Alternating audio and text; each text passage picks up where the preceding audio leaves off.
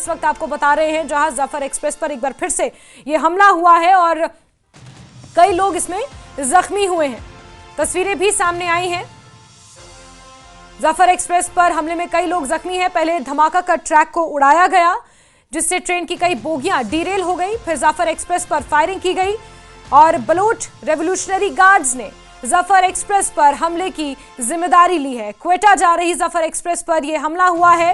पहले ट्रैक को बम से उड़ाया गया, जिसके बाद जाफर एक्सप्रेस की कई बोगियां डीरेल हो गई और उसके बाद कई लोग इसमें जख्मी हुए हैं। हमारे एडिटर शैलेंद्र वांगू इसी खबर पर ज्यादा जानकारियों के साथ जुड़े हुए हैं। शैलेंद्र, जरा बताएंगे क्या अपडेट्स और मिल रहे हैं, कुछ और जानकारियां? देखिए, ये जैस्मिन इस साल का तीसरा हमला है जाफर एक्सप्रेस पे। इससे पहले हमने देखा कि अगस्त में भी एक आईडी ब्लास्ट हुआ था मास्टंग डिस्ट्रिक्ट में, जिसमें कुछ पैसेंजर जख्मी हुए थे। उससे पहले मार्च के महीने में ही बलोच लिबरेशन आर्मी ने ट्रेन को हाईजैक कर लिया था, जिसमें करीब करीब 400 के आसपास पैसेंजर्स को उन्होंने बंधक बना लिया था और एक बड़ा लंबा वहां पर ऑपरेशन चला था, जिसके बाद कैजुअलिटीज भी हुई थी। लेकिन जो ताजा मामला है वो एक बार फिर उसी ट्रेन को निशाना बनाया गया है, जाफर एक्सप्रेस को। सुल्तान कोट का जो इलाका है वहां पर और सिंध और बलूचिस्तान के बीच में ये पड़ता है और बताया जा रहा है कि यहाँ पर एक एक्सप्लोजन हुआ और जिसके बाद जो ट्रेन है उसके 6 डब्बे जो बोगीज हैं वो पटरी से उतर गए। कुछ लोगों के जख्मी होने की भी इसमें खबर आ रही है और वहां पर फिलहाल रेस्क्यू ऑपरेशन चलाया जा रहा है और एक रेस्क्यू एरिया है जहां पर हम इस तरह के हमले हमने इससे पहले भी देखे हैं। इसी बीच बलोच रिपब्लिकन गार्ड्स BRG ने इसकी जिम्मेदारी ली है। उन्होंने कहा है कि उस वक्त उस ट्रेन को निशाना बनाया गया जहां पर पाकिस्तानी आर्मी के जो जवान है उस ट्रेन में ट्रेवल कर रहे थे और उसमें बहुत से जवान जो है वो मारे भी गए हैं और जख्मी भी हुए हैं। हालांकि इसकी पुष्टि ऑफिशियल कंफर्मेशन पाकिस्तानी आर्मी की तरफ से नहीं हुई है। ये दावा जो है बलोच लिबरेशन गार्ड्स कर रही है, जो कि लगातार पाकिस्तानी आर्मी को इस तरह से टारगेट। लेकिन शैलेंद्र, बड़ा सवाल तो ये है कि वो पाकिस्तानी आर्मी को टारगेट करने के लिए इस तरह के हमले करते हैं। इससे पहले भी हमने देखा था, इसी जाफर एक्सप्रेस को हाईजैक भी किया गया था और आपने भी जिक्र किया। लेकिन जो इसमें आम लोग अफेक्टेड होते हैं या आम लोग इसमें, आम जनता जो इसमें मारी जाती है, उसको लेकर क्या कोई स्टैंड है बलूच रेवोल्यूशनरी गार्ड्स का? देखिए, बलोच रिपब्लिकन गार्ड्स का कहना है कि उन्होंने निशाना इसलिए बनाया क्योंकि इसमें पाकिस्तानी आर्मी के जवान सफर कर रहे थे। हालांकि जो ये मोमेंट है बलोचियों का वो काफी लंबे समय से चलता आ रहा है। हालांकि इसमें सिविलियंस को टारगेट नहीं करते हैं, लेकिन जब उन पर इस तरह के जुल्म लगातार पाकिस्तानी सेना की तरफ से ढाए जाते हैं और हमने लगातार देखा है कि बलोच एरिया में जो है ह्यूमन राइट वायलेशंस लगातार हुए हैं और वहां के रिसोर्सेज को छीना गया है, तो उसके लिए लगातार आवाज उठाई गई है बलोचियों की तरफ से। तो ये एक तरीका है जहां पर वो पाकिस्तानी आर्मी को टारगेट करते हैं। लेकिन हालांकि सिविलियंस भी इसमें कैजुअलिटी इससे पहले भी हमने देखा कि हुई थी, लेकिन उनके टारगेट पे पाकिस्तानी आर्मी, पाकिस्तानी फोर्सेज ही रहती है। बिल्कुल। और पाकिस्तान की तरफ से, पाकिस्तानी हुकूमत की तरफ से, आर्मी की तरफ से इसको लेकर अभी तक किसी तरह का कोई रिएक्शन, कोई प्रतिक्रिया सामने आई है? अभी तक कोई स्टेटमेंट सामने नहीं आया। हालांकि जो फोर्सेस वहां पर हैं वो रेस्क्यू ऑपरेशन वहां पर फिलहाल अभी चल रहे हैं। जो जख्मी लोग हैं उनको नजदीकी हॉस्पिटल में भर्ती कराया जा रहा है। इमरजेंसी ट्रीटमेंट पैसेंजर को फिलहाल दिया जा रहा है। लेकिन अभी तक इसमें किसी के मारे जाने की ऑफिशियल रिपोर्ट तो नहीं है। लेकिन जो बलोच रिपब्लिकन गार्ड्स है उनका ये दावा है कि इसमें कुछ लोगों की, कुछ आर्मी के पर्सनल की इसमें जान गई है। ठीक है शैलेंद्र, बहुत बहुत शुक्रिया तमाम जानकारियों के लिए। तो आपको बता दें कि बलूच रिपब्लिकन गार्ड्स ने इस हमले की जिम्मेदारी ली है और इसमें कुछ जो लोकल लोग हैं वो भी जख्मी हुए हैं, जिनका इलाज किया जा रहा है। लेकिन बलूच रिपब्लिकन गार्ड्स की तरफ से ये कहना है, उनका ये कहना है कि उन्होंने सिर्फ पाक सेना के ऑफिशियल्स को निशाना बनाने के लिए इस तरह ट्रेन के ट्रैक पर पहले धमाका किया था, लेकिन उसके नतीजे में कुछ जो आम लोग हैं वो भी इसकी जद में आए हैं।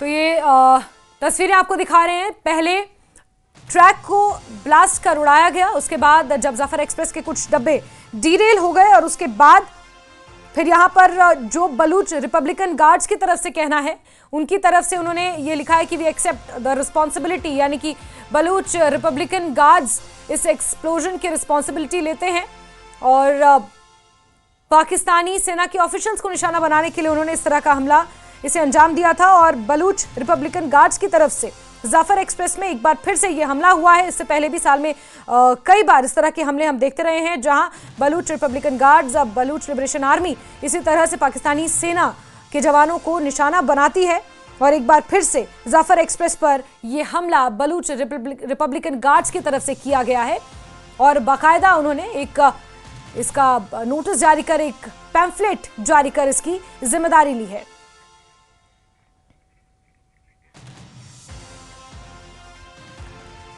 चलिए आगे बढ़ते हैं और राज्यसभा चुनाव को लेकर बीजेपी की मीटिंग लगातार हो रही है। पहले जम्मू में कोर ग्रुप की बैठक हुई, फिर अब दिल्ली में हो रही है। दिल्ली में जेपी नड्डा से सत शर्मा और अशोक कौल मुलाकात करेंगे। सत शर्मा मुलाकात करने वाले क्योंकि मौजूदा समय में प्रदेश अध्यक्ष भी हैं जम्मू कश्मीर के सत शर्मा। उम्मीदवारों के नामों पर यह फाइनल चर्चा होनी है। सत शर्मा के साथ सुनील सेठी का नाम रेस में है, रविंद्र रैना और निर्मल सिंह का नाम भी रेस में है। तो ये 4 बड़े नाम हैं जो लगातार रेस में बने हुए हैं और ऐसे में मंथनों का सिलसिला जारी है, जहां बीजेपी एक के बाद एक ताबड़तोड़ बैठकें कर रही है। इससे पहले जम्मू में राज्यसभा चुनावों को लेकर मंथन हुआ था, कोर ग्रुप की बैठक हुई थी, तरुण चुग की अध्यक्षता में यह बैठक हुई थी और अब दिल्ली तलब किया गया है, दिल्ली बुलाया गया है अशोक कौल और सत शर्मा को। और आपको बता दें जो नाम रेस में है वो डॉक्टर निर्मल सिंह है, जम्मू कश्मीर के पूर्व उप मुख्यमंत्री रह चुके हैं, वरिष्ठ बीजेपी नेता हैं, पार्टी के विचारक भी एक तरह से माने जाते हैं। वहीं रविंद्र रैना पूर्व प्रदेश अध्यक्ष हैं। रविंद्र रैना आक्रामक और ऊर्जावान नेता के रूप में उनकी पहचान है, अक्सर अपने भाषणों और बेबाक बयानों से वो चर्चा में रहते हैं। सुनील सेठी का नाम भी आगे चल रहा है, बीजेपी के प्रवक्ता है, वरिष्ठ अधिवक्ता हैं और जम्मू कश्मीर से जुड़े जो संवैधानिक और राजनीतिक मुद्दे हैं उन पर उनकी पकड़ मजबूत मानी जाती है। वहीं सत शर्मा की अगर बात कर ले तो उनका नाम भी रेस में आगे चल रहा है और प्रदेश अध्यक्ष है मौजूदा समय में। साथ ही साथ जम्मू पश्चिम से वो विधायक भी रह चुके हैं। संगठनात्मक मजबूती उनकी सबसे बड़ी ताकत है और ये 4 ऐसे बड़े चेहरे हैं राज्यसभा में, क्योंकि बीजेपी ने ये क्लियर किया है कि कम से कम 4 में से कम 3 सीटों पर तो अपने उम्मीदवार बीजेपी उतारेगी ही। एक सीट आसानी से जीत सकती है लेकिन बाकी सीटों के लिए जद्दोजहद बीजेपी को करनी पड़ सकती है, लेकिन उम्मीदवार जरूर बीजेपी मैदान में उतारेगी राज्यसभा चुनावों के लिए, ये बीजेपी का कहना है। 4 में से मिनिमम 3 कैंडिडेट्स राज्यसभा चुनावों के लिए बीजेपी उतारेगी। चलिए सीधे रुक करते हैं हमारे सहयोगी समीर का। समीर, पहले जम्मू में मंथन हुआ और अब दिल्ली में मंथन हो रहा है। 13 तारीख आखिरी तारीख है और ऐसे में उससे पहले नाम तय हो जाने चाहिए। जरा बताएंगे किस तरह से समीकरण बैठ रहे हैं, इशारा किस तरफ, क्योंकि 4 बड़े नाम रेस में। देखिए जैस्मिन, मैंने अभी सत शर्मा जो कि भाजपा के प्रेसिडेंट हैं जम्मू कश्मीर इकाई के, उनसे बात की तो उन्होंने कहा कि वो बीजेपी हेडक्वार्टर दिल्ली में बैठे थे। जाहिर तौर पर वो और अशोक कौल कल से ही दिल्ली में हैं और आज BL संतोष जो कि जो नेशनल जनरल सेक्रेटरी है बीजेपी के ऑर्गेनाइजेशन, उनसे और जो JP नड्डा है नेशनल प्रेसिडेंट बीजेपी, उनसे मंथन होगा। दोनों से एक डिटेल मंथन दोनों लोग करेंगे। अशोक कौल आज शाम तक वापस पहुंच सकते हैं लेकिन सत शर्मा जो है जो उनके मुताबिक वो कल वापस जम्मू पहुंचेंगे। तो जो देखिए, हम दर्शकों को थोड़ा समझाने की कोशिश करेंगे कि जो राज्यसभा में जो 4 सीटें हैं, बीजेपी का जो प्लान है वो क्या है। बीजेपी को पता है कि उनके पास अभी 28 सीटें हैं। 28 सीटों में अगर आप देख लीजिए अभी जो समीकरण है उसके हिसाब से जो टोटल असेंबली की स्ट्रेंथ है उसके हिसाब से पार्टी जो है सिर्फ 1 सीट जीत सकती है, लेकिन 3 नोटिफिकेशनें निकलेंगी। पहली नोटिफिकेशन निकलेगी 1 सीट के लिए, दूसरी नोटिफिकेशन दूसरी सीट के लिए और तीसरी जो नोटिफिकेशन है वो तीसरी और चौथी सीट के लिए निकलेगी। जो तीसरी सीट है, जो तीसरी नोटिफिकेशन निकलेगी, उसके लिए ही बीजेपी कोशिश कर रही है, सर्च कर रही है कि कौन से कैंडिडेट को उठाना है, क्योंकि उन 2 सीटों में से 1 सीट वो जीतेगी, दूसरी सीट के लिए वो कोशिश करेगी। लेकिन जो पहली की 2 सीटें हैं उसमें बीजेपी को जीत के कोई भी इम्कान नहीं है। वो एक सिंबॉलिक फाइट करेगी नेशनल कॉन्फ्रेंस के खिलाफ, कांग्रेस नेशनल कॉन्फ्रेंस के अलायंस के खिलाफ, लेकिन उसमें जीत नहीं हो सकती है। जो तीसरी नोटिफिकेशन निकलेगी जिसमें 2 सीटें हैं, उनके लिए बीजेपी कोशिश कर रही है और सर्च कर रही है कि अच्छे कैंडिडेट हो। देखिए, सबसे बड़े नाम जो आपने खुद भी गिनाए, रविंद्र रैना, डॉक्टर निर्मल सिंह, सत शर्मा, सुनील सेठी, इसके साथ साथ कुछ और भी नाम है। बाली भगत है जो फॉर्मर मिनिस्टर है, उनका भी नाम किया जा रहा है। असीम गुप्ता है, बड़ा एक लाइमलाइट में तो नहीं है लेकिन बहुत पुराने हैं और बड़ा इनका नाम है, तो उनको भी उनका भी नाम किया जा रहा है। लेकिन वो जो मंथन है, जो सारी चीजें मंथन है, वो आज की मीटिंग में होने जा रही है जो दिल्ली में हो रही है। इसके साथ साथ जो 2 बाइपोल्स होने वाले हैं, खासकर नगरोटा की जो सीट है उस पर बीजेपी जो है सर्च कर रही है, नाम फाइनल करने की कोशिश कर रही है। दिव्यानी राणा नेचुरली हम सब मानते हैं कि बहुत स्ट्रॉन्ग कैंडिडेट है, लेकिन वहां से जुगल किशोर शर्मा जो कि पार्टी के एमपी हैं, उनके भाई नंद किशोर शर्मा वो भी दावा ठोक रहे हैं। इसके साथ साथ कुछ और भी नेता है जो वहां से, अनिल शर्मा है जो कि जम्मू कश्मीर पंचायत बिल्कुल समीर, एक बार ये भी जानना चाह रहे हैं यहाँ पर कि बीजेपी ने हालांकि ये क्लियर कर दिया है कि मिनिमम 3 सीटों पर तो अपने कैंडिडेट उतारेगी, कल भी आपने इसका जवाब दिया था, लेकिन एक बार फिर से क्लियर कर दीजिए कि बीजेपी मिनिमम कितनी सीटों पर कैंडिडेट उतारने जा रही है जब राज्यसभा चुनावों की बात हो रही है। देखिए, जो पार्टी के जो नेता हैं वो ये कह रहे हैं कि देखिए हम 3 सीटों पे चुनाव लड़ेंगे। उनको पता है कि 4 में से सिर्फ 1 सीट पर ही पार्टी जो है मजबूत है, लेकिन दूसरी सीट जीतने की भी कोशिश करेंगे और तीसरी सीट और चौथी सीट तो सिंबॉलिक है, तीसरी सीट वो जीतेंगे और कह रहे हैं कि 3 सीटें हम जीतेंगे। ठीक है, यानी बीजेपी 3 सीटों पर अपने कैंडिडेट उतारने जा रही है। 1 सीट बीजेपी जीत सकती है, लेकिन बाकी 2 पर जो पहली और दूसरी है उस पर सिंबॉलिक बीजेपी लड़ेगी, लेकिन जब तीसरी सीट के लिए नोटिफिकेशन जारी होगा तो वहां पर बीजेपी के जीतने की संभावनाएं हैं, क्योंकि 28 विधायक हैं और अगर अन्य विधायकों को साथ ला पाती है या कुछ क्रॉस वोटिंग मान लीजिए हो जाए तो ऐसे में बीजेपी की संभावना है कि वो आसानी से तीसरी और शायद चौथी सीट भी जीत जाए। समीर, अगर चौथी सीट की हम बात करें तो जद्दोजहद चौथी सीट के लिए तो नेशनल कॉन्फ्रेंस और कांग्रेस गठबंधन को भी करनी पड़ेगी। देखिए, जाहिर तौर पर नेशनल कॉन्फ्रेंस और कांग्रेस अलायंस में भी बहुत सारी चीजें अभी क्लियर नहीं है। कांग्रेस 1 सीट मांग रही है, 4 में से 1 सीट कांग्रेस मांग रही है और वो भी विनिंग सीट है। जो बीजेपी की विनिंग सीट प्रोबेबल है उसको नहीं, जो बाकी 3 बचती हैं जिसमें नेशनल कॉन्फ्रेंस कांग्रेस जीत सकती है, उसमें से 1 सीट नेशनल कॉन्फ्रेंस से कांग्रेस मांग रही है। अब जो बातचीत है वो स्टेट लेवल पर नहीं हो रही है। अब राहुल गांधी क्योंकि फॉरेन में है, मेरी कांग्रेस के बड़े नेताओं से बात की, उन्होंने ये कहा कि राहुल गांधी वापस आ रहे हैं कुछ दिनों में, 1-2 दिन में वो वापस आ रहे हैं फॉरेन से। उसके बाद उनके साथ मंथन होगा, नेशनल कॉन्फ्रेंस के कई नेता उनसे बात करेंगे, क्योंकि डॉक्टर फारूक अब्दुल्ला भी उनकी सेहत ठीक नहीं थी, कल ही उनको छुट्टी भी मिली है। तो डॉक्टर फारूक अब्दुल्ला सीधा या उमर अब्दुल्ला सीधा राहुल गांधी से बात करेंगे और अगर दोनों पार्टियों में मंथन होता है, दोनों पार्टियों में सहमति होती है तो 1 सीट कांग्रेस को दी जाएगी और 2 सीटों पे 3 सीटों पर नेशनल कॉन्फ्रेंस चुनाव लड़ेगी। तो जाहिर तौर पर नेशनल कॉन्फ्रेंस कांग्रेस में भी अभी पूरी तरह से सहमति नहीं बनी है। चर्चाओं का दौर स्टेट लेवल पर इतना ज्यादा नहीं दोनों पार्टियों के बीच में हो रहा है, लेकिन सेंटर में जब राहुल गांधी वापस आएंगे तो चर्चाओं का दौर शुरू होगा और 2-3 दिनों में जो दोनों पार्टियां हैं क्लियर करेंगी।